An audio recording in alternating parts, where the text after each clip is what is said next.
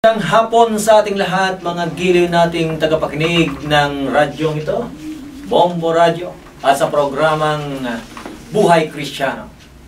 Mga kaibigan at mga kapatid, sumapit naman po ang oras para tayo po ay sama-samang makinig ng salita ng Diyos, mag-aral ng salita ng Diyos. Saan man daw kayo naroroon, inaanyayahan ko po kayong lahat na makinig tuwing linggo, alas 5:30 o alas 5 hanggang alas 5:30 ng hapon. Ano man po ang inyong mga ginagawang napakahalaga po sa oras na ito ay yung makinig ng salita ng Diyos. Ito po ang pampalakas ng ating espiritual na pamumuhay, maging ang ating mga pamumuhay sa pang-araw-araw. Tayo po ay encourage ng Diyos na makinig, na mag-aral, nang sa ganun po ay ma-recharge po tayo mga kaibigan. Sa lahat po ng maabot ng tinig na ito, sa Rambak ng Cagayan, maging sa mga international, at sa lahat po ng lugar na kung saan ang palatuntunan ito ay naabot. Magili po ko kayo na binabati ng napakagandang hapon. Napakaganda sapagkat napakalamig ang simoy ng hangin. Ito po ay bihirang dumating sa sitwasyon sa panahon natin ngayon. Lalong-lalo na yung kapanahonan natin ngayon na Disyembre, ika nga, hindi lang basta malamig mga kapatid. Dito pa nararanasan natin ang napakaraming blessing. Okay?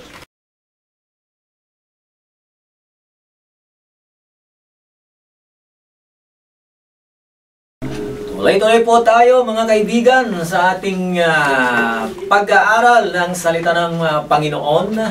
At bago po tayo makinig ng salita ng Diyos, sa oras pong ito ay mayroon po tayong guest o kaya ay mag-share ng kanyang testimony. Walang iba kundi si Mark Onyx Manipon. Magandang hapon po sa ating lahat. Ako po'y nagagalak na makapagbabahagi ng maikling storya ng aking buhay. Kung paano ako pinagpala ng Panginoon at kung paano ko siya nakilala. Ako nga po pala si Mark Onyx Lopez Manipon. Anak po ni Pastor Alex Guapo Manipon. Dati po akong nag-aaral sa Mary Sunshine Montessori School. At ngayong kolehiyo na po ako. Ako po ay sa UST na nag-aaral. Ako po ay pangatlong anak nila ni Miss Rebelita Manipon. Nais ko lamang ipatotoo sa inyo kung gaano kalaki ang faith ko kay Lord. Nung ako'y bata pa, ako ay nagkasakit. Malubhang sakit. Hindi ko na maalala kung anong, kung ilang taon na ako nung time na yon. Dahil sa mga mensahe ni Papa at turo niya sa amin na ang tanging makapagpapagaling lamang sa amin ay si Lord. Walang doktor na kaya magpagaling sa amin. Nung time na yon, akala namin ordinaryong sakit lang yun. Pinabayaan lang namin. Pinagpe-pray niya ako araw-araw at tinanong niya ako kung gusto ko bang pumunta na ng hospital upang magpa-doktor. Ang sabi ko, hindi. So, yun nga. Araw-araw pa rin na ako'y nakahiga. Hindi ako makatayo sa sakit ng nararamdaman ko. At nang weeks na ang tumagal, tinanong ulit ako ni Papa, pagkatapos niya ako ipag-pray. Tinanong niya ako, gusto mo na bang magpo-hospital? Tumango ako.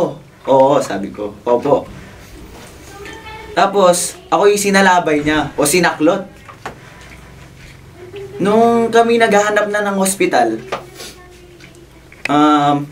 lahat ng pinuntahan naming hospital, wala daw doktor. Lahat, nasa conference. Meeting, ganun.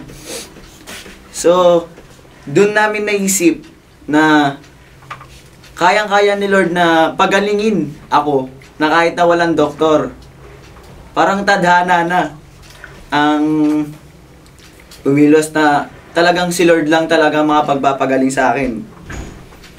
Tapos nung umuwi kami, bigla ko na lang sinabi na, Papa, nagugutom na ako. Kakain na ako. So, Nung kumain na ako, pagkatapos ko kumain, gumaling ako na parang walang nangyari. Yung sakit na yon, ang pagkakaalam ko, yung mga sakit na naramdaman kong ganun, dengue na yon. Pero biruin nyo, hindi kami nagpunta sa doktor, pinag-pray lang ako na pinag-pray, nawala yung sakit ko. Ganun kalakas ang faith naming pamilya pagdating kay Lord. At ako'y 17 years old na, at kahit kailan hindi ako nakatikim ng sigarilyo o uminom ng alak. Kung ang mga kabataan ay katulad ko, hindi ba't kay gandang pagmasdan?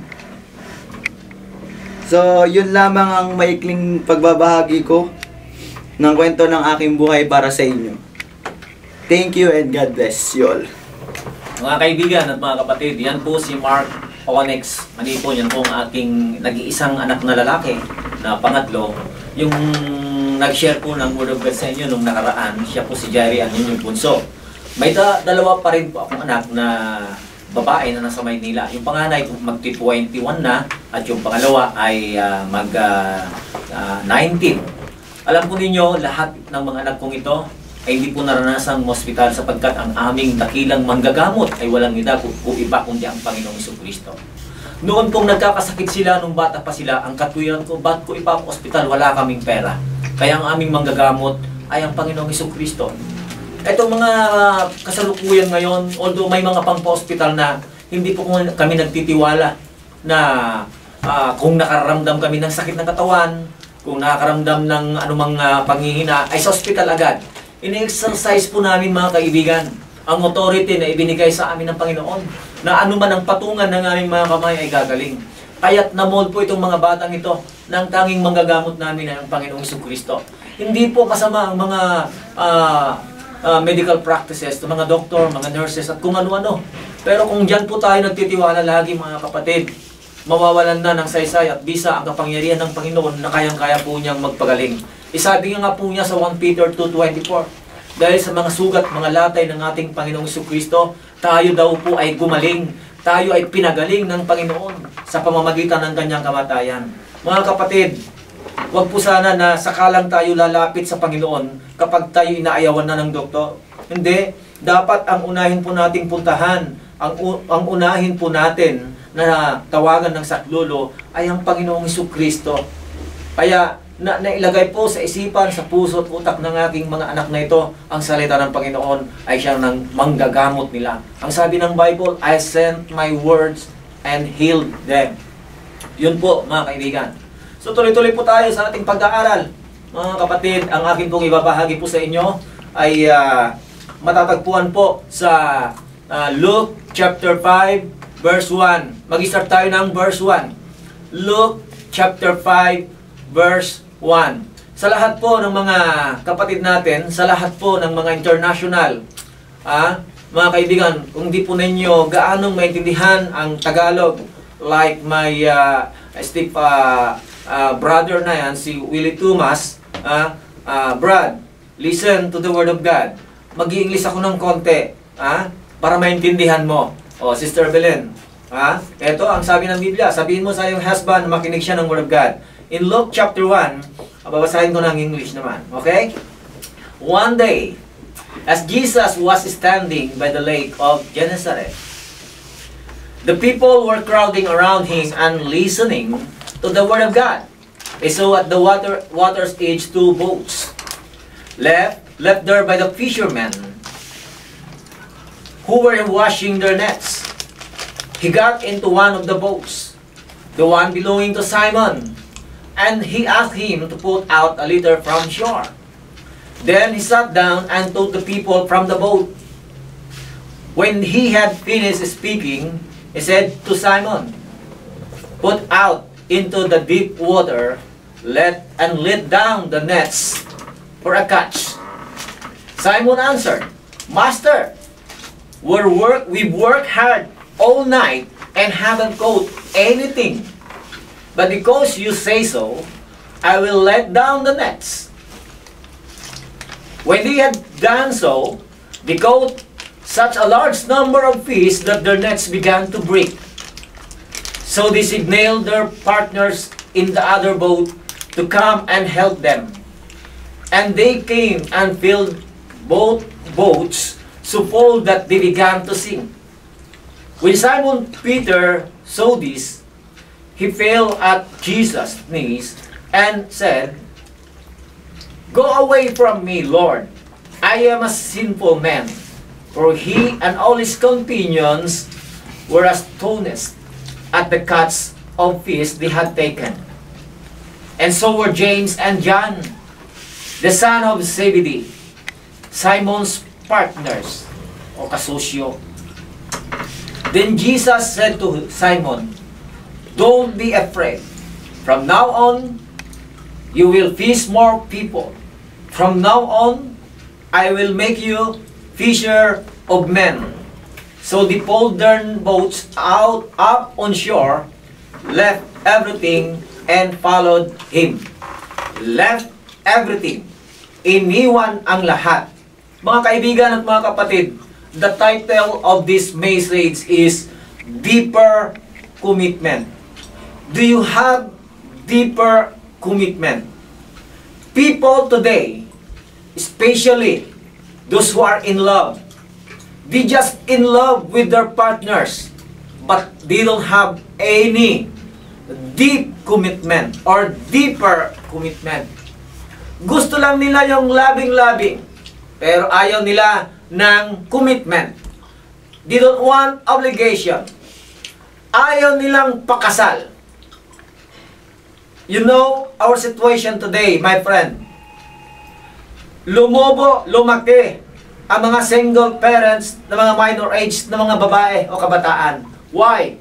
Karamihan sa mga lalaki ay wala silang commitment. They don't want commitment. Ayaw nilang pakasal. It is the same in the Word of God today. People going to church, but after the church service, they just go home. They just like a V4 or a mist or a fog. Biglang nawawala. Wala silang concern with the activities of the church. Wala silang commitment. Ang gusto lang nila ay masaya. When it comes to the problem of the church, you don't help their pastors. You don't want any commitment. Pero pag may mga handaan, pero pag may mga okasyon, o dumadami ang church, doon naman sila nagiging active. Pero pag may mga nag-arise na problem in the church, mga kaibigan, pati sila nagiging problema. Hindi lang umaten ang isa o dalawa, pati sila ay nadadamay na hindi na rin a-attend. Nasaan ang commitment dyan, mga kaibigan? Balikan po natin ang sinasabi ng Bible about our text. Isang araw, sabi ng Bible, dito po, minsan nakatayo si Jesus sa baybayin ng lawa ng Gennesaret. Nakatayo lang po siya doon sa baybayin o doon sa lake. Pinagkalipon-punan siya ng mga tao in that time. People are hungry with the Word of God. Unlike today. Today, ang daming tao. People, the crowd are going to shopping mall, to the Shoe Mart, SM, Target, okay, Target in United States or in international, mga Best Buy, mga ganyan, mga kaibigan, ano? Ang dami yan. Sa mga outlet, ayan. Pag, in times of Thanksgiving, in times of sale, buy one, take two. Oh, mga kaibigan, at nataon yan sa linggo. Well, because they don't have any deeper commitment, inuuna nila ang shopping. Mga kaibigan, hindi lang sa ibang bansa yan, maging sa Pilipinas. Kailangan lumalim ang inyong commitment sa Panginoon. Parang sa mag-asawa yan. Hindi lang na mahal mo ang iyong asawa kapag maganda pa siya, kapag sexy pa siya, kapag flawless pa siya. Pero pag medyo may sakit na, medyo may edad na, nagbabago ng kanyang korte, mga kaibigan, ibabaling mo na ang iyong paningin sa iba. Wala kang malalim na commitment sa iyong asawa. Ang sabi mo noon, mga kapatid, for better, for worse, in good health and in sickness. Ano yung mga pangakong yan? Alam niyo ba yung word na better and worse? Kapag pinakinggan mo yung salitang worse, parang si Yolanda. Parang disaster. Mga kaibigan, hindi ka lang masaya sa iyong asawa dahil maganda pa siya, marami pang pera, mabango pa siya. Pero pag amoy amag na, nandun pa rin ba ang deeper commitment? Paano kung ang church ay kukunti na, umaalis ka na rin?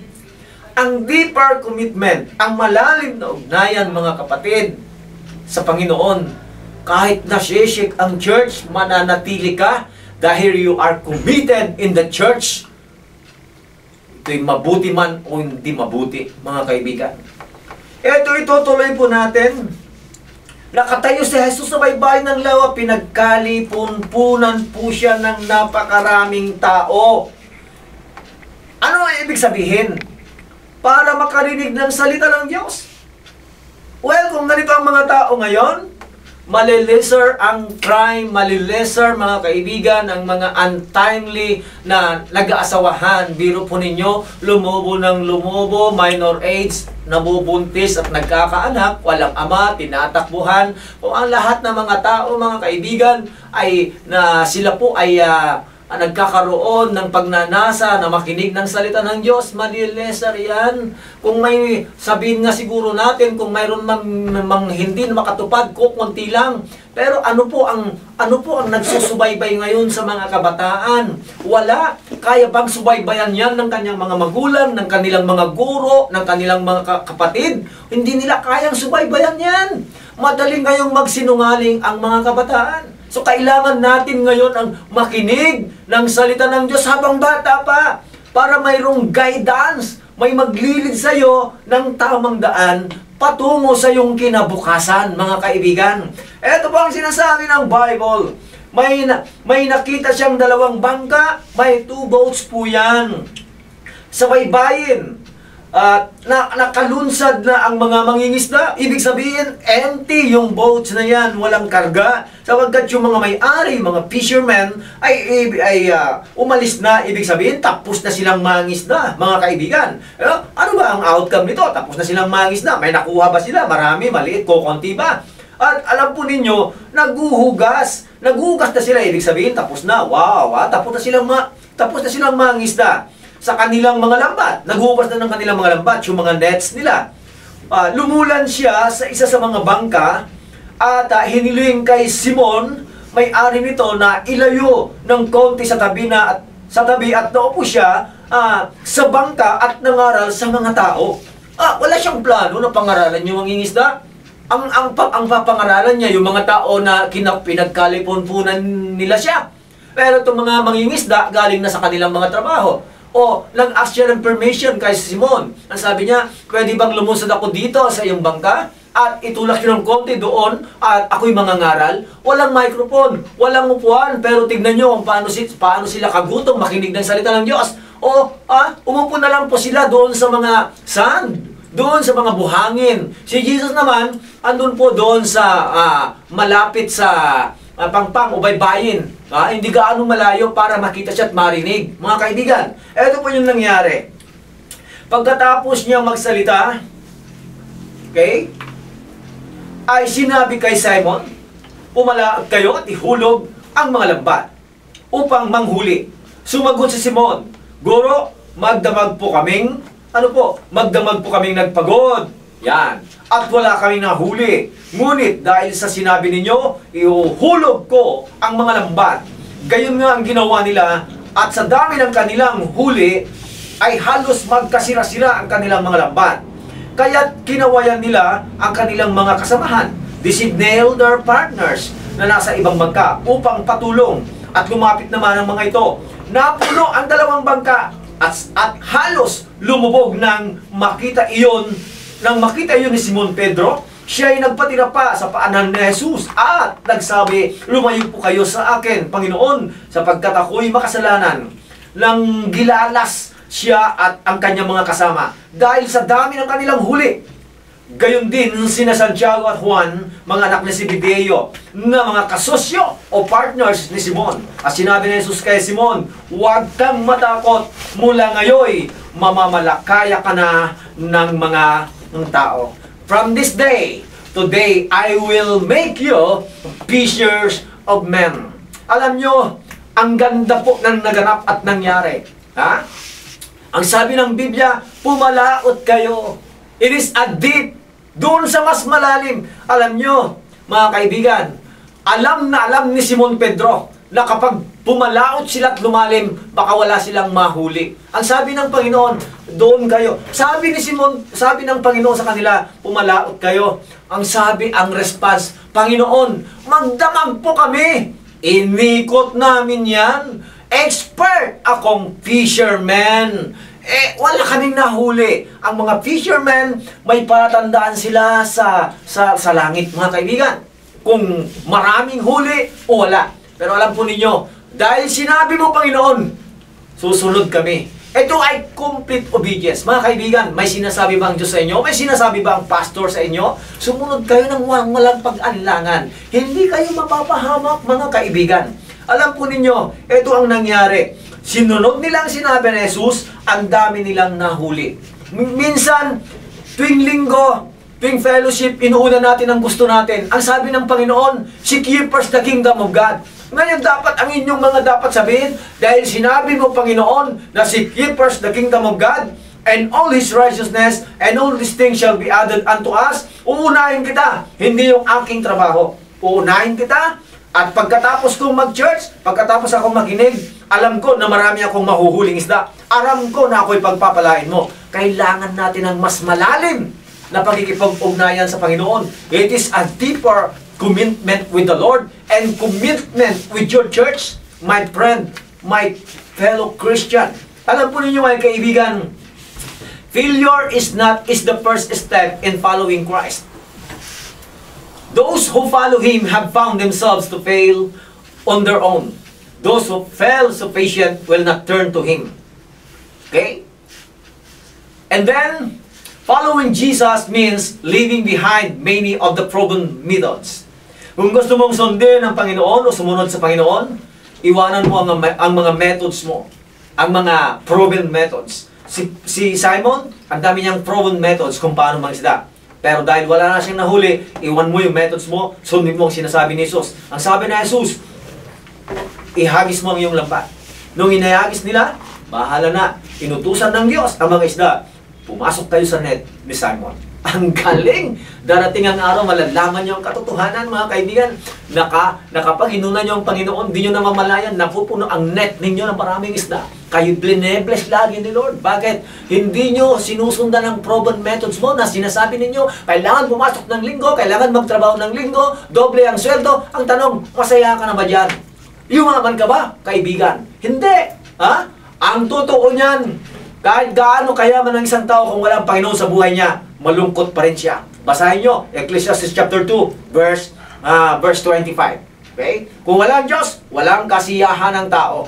Then, Jesus is going to take Simon Peter to deeper. Gusto niyang dalhin si Simon Pedro sa mas malalim na makikipag-ugnayan. So, pumalaot ka sa mas malalim. Ihagis mo ang iyong net. Parang ibig sabihin ni Lord, kailangan mong lumalim sa pananampalataya, kailangan mong magkaroon talaga ng tamang pakikipag-ugnayan. And it is a personal commitment to Him. The greatest obstacle that we face in life is our own fear. The fear of being inadequate, the fear of failure. Mga kaibigan at mga kapatid, iyon po ang sinasabi ng Biblia. Huwag tayong umasa sa ating mga iniisip na tayo ay kailangan kumita, kailangan gawin natin to. Leave it to God. God will bless you, mga kaibigan. It is as simple as that. Kailangan natin ang deeper commitment sa Lord para magkaroon din tayo ng deeper commitment sa ating mga churches at sa ating mga trabaho sa church. Yan lamang po, mga kaibigan. At bago po tayo magtapos, ay patuloy ko pong inanyayahan ng bawat sa inyo na patuloy kayong makinig.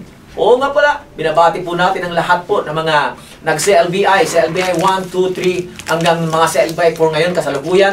Magpatuloy kayo sa Panginoon, pagpapalain kayo ng ating Panginoong Jesucristo. Sa lahat po ng nakikinig, sa lahat po ng maabot ng tinig na ito, kung saan po kayo naroroon, mayroon na po tayong pwedeng puntahan ng mga CNCF. O nasa Singapore ka, may CNCF Singapore. Sa Hong Kong, may CNCF Hong Kong. Doon po sa Australia, may CNCF Australia. Sa US, ang daming CNCF na po yan. Doon sa New Zealand. Maging sa Maynila, mayroon na po tayong CNCF, NCR po yan. I-browse nyo lang sa inyong internet, CNCF. Pag naghahanap kayo ng church, dito po sa probinsya po ng sa region to, more than 40 churches. Ang daming CNCF po yan. Sa region 1, more than 40 CNCF. Sa Aurora province, more than at least more than 10 CNCF churches. Hindi na po kayo mangungulila sa salita ng Diyos, mga kaibigan. Puntahan nyo ang mga CNCF saan pan kayo mapunta at mag-aral at magtrabaho. Lahat na po halos ng panig ng daigdig at dito sa Pilipinas ay may mga Crush New Creation Fellowship na po. Inabati ko po ang ating evangelist, Emiles Walat, ang kanyang asawa, Sister Lynn Walat. Pagpalain kayo ng Panginoon, humaba pa ang iyong buhay, and God bless you all. Dalangin ko lumakas kayo pa ng lumakas upang abutin niyo pa ang long life na sinabi ng Panginoon. Lahat ng mga pastors ng CNCF, God bless you all. Pagpalain kayo, ang inyong pamilya, ang inyong mga local churches. Ang mga kaibigan po natin dito sa radyo, Brother Dante Tocusin at Brother Lord Lalata, God bless you. Pagpalain kayo ni Lord. Lahat ng staff ng Bombo Radio, God bless you all. Kay Sister, Ma'am Charmy Sabigan, God bless you. Pagpalain ka ni Lord. At pagpalain tayong lahat sa hapong ito, mga kaibigan. Ito ang iyong lingkod na walang iba kundi si Pastor Alex Manipon. God bless you all. Merry Christmas, Merry Bonus, and Merry 13th month pay. God bless you all in Jesus' name.